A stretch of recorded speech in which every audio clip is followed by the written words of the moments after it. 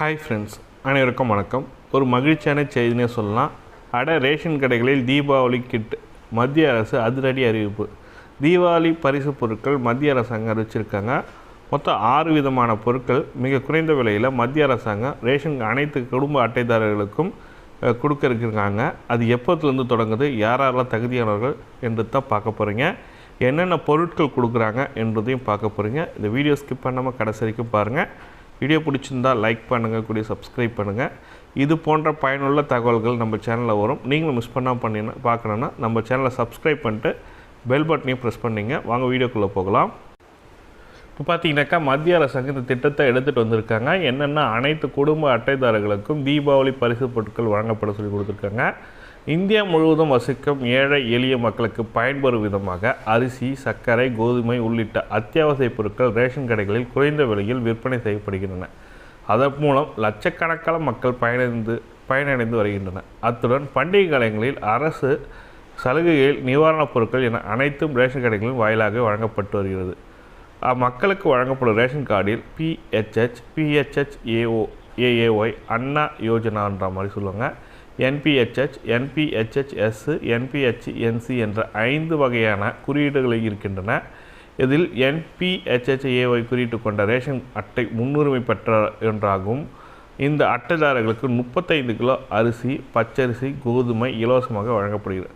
மற்ற மலிவு பொருட்கள் விலையில் விநியோகம் செய்யப்படுகிறது.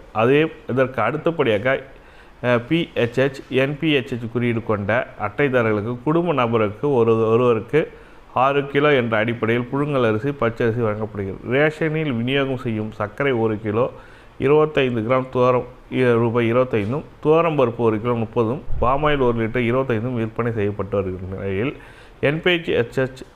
NPHHS குறியீட்டு கொண்ட அட்டைதாரர்கள் சர்க்கரை மற்றும் மலிவு விலையில் விநியோகம் செய்யப்படுகிறது. ஆண்டுதோறும் தீபாவளி, பொங்கல் பண்டிகையை முன்னிட்டு அரசு தரப்பில் ரேஷன் கடைகளின் மூலம் ஏழை எளிய மக்களுக்கு இலவச பொருட்கள் வழங்குவது வழக்கம். இந்த தீபாவளி பண்டிகையை முன்னிட்டு ஏற்கனவே விநியோகம் செய்யப்பட்ட ஒரு பொருட்களுடன் சேர்த்து 6 பொருட்களை இலவசமாக வழங்க ஒன்றிய அரசு முடிவு செய்திருக்கிறது. தீபாவளி பரிசு பொருட்களுக்கு PHH, PHHAY, NPHH குறியீட்டு கொண்ட ரேஷன் அட்டைதாரர்களுக்கு வழங்கப்பட இருக்கிறது. தீபாவளி பரிசு பொருட்கள் ரேஷன் கடைகளில் எந்த தேதியிலிருந்து வழங்கப்படும் என்ற முறையான அறிவிப்பு சில நாட்களில் வெளியாகிறது.